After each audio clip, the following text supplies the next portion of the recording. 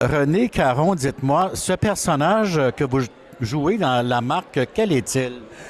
C'est le doyen. C'est une espèce de leader psychologique, espèce de gourou qui endoctrine les jeunes pour en faire des tueurs carrément. Ou...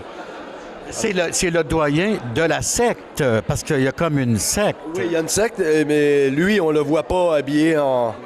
Mais lui, il a une job à faire. Et il l'a fait très bien d'ailleurs, parce que vous avez vu les gars qui sont autour de moi, ils tuent pour un... Ah, il a fait merveilleusement bien.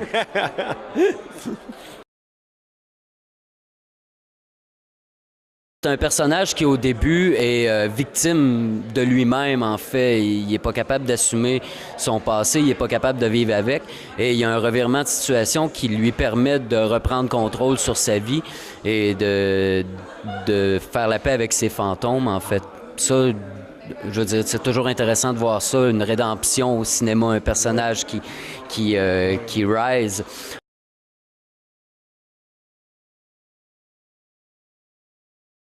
Quand on a décidé de faire un film sur le satanisme, on pensait pas aborder le sujet du sacrifice d'enfants puis du traumatisme à l'enfance. Mais en sortant les informations sur ce sujet-là, on s'est rendu compte que c'était principalement ça qui se passait. Même si on nous parle juste de la violence, si on nous parle juste de la manipulation des gens, quand on nous parle de secte satanique, la base même, c'est les enfants et même les enfants naissants qui sont utilisés le plus dans ces milieux-là. Les acteurs étaient vraiment convaincants pour le niveau de production et c'était égal à des productions de plusieurs multimillions de dollars de production. Bon, ben parlons-en un peu, justement. C'est un film qui a été fait, Ramez, sans aucune aide gouvernementale. Exactement. Comment avez-vous fait? Il n'y a personne qui fait ça. Ben justement, on pense être les premiers qui prend une chance avec ça.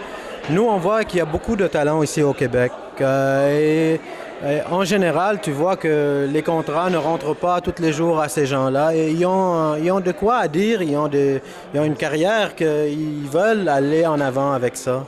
Fait que nous aussi, en tant que producteurs et maisons de production, on veut montrer qu'on est capable de faire de quoi de très bon avec un petit peu d'argent et aller loin avec ça. Et on aime que ça soit, qu'il y en a d'autres qui voient qu'est-ce qu'on fait puis qui font comme nous pour améliorer parce que l'industrie du film au Québec n'est pas une industrie en santé. Non, sûrement pas.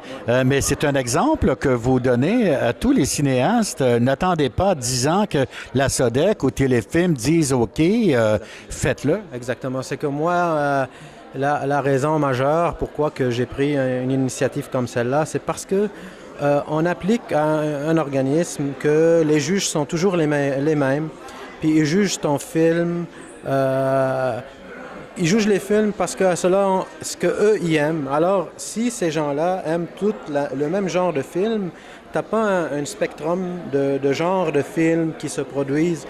Comme la marque, c'est un thriller. Au Québec, il n'y a pas 5 thrillers qui se produisent, là. Alors, il y en a qui aiment le drame, il y a qui aiment le thriller, l'action, le suspense, etc. Nous, on aime ce genre de films, puis on aime voir des films comme ça qui se produisent.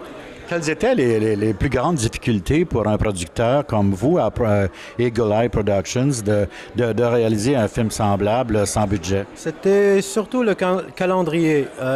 Essayer de rejoindre les acteurs parce que les acteurs y ont contribué leur temps pour ce film-là.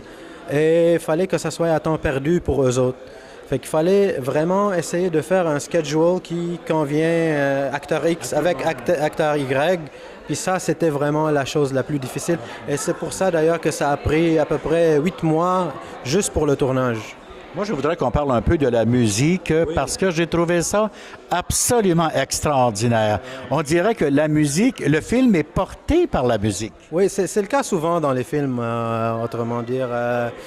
Le musicien Raymond Hellage, il a fait un travail extraordinaire parce que il a, comme je dis souvent aux gens, il a su rejoindre l'Occident et l'Orient et donner une touche exotique qui n'est pas vue dans les films qu'on voit tous les jours, là. C'est vraiment... Puis il a participé plusieurs musiciens à ce... Je me suis pris à penser en voyant le film qu'à un moment donné, la musique dit tellement tout que les dialogues peuvent être inutiles. Oui, mais c'est souvent un travail collaboratif. Les images, les acteurs et la musique qui font l'ensemble d'un film réussi comme celui-là.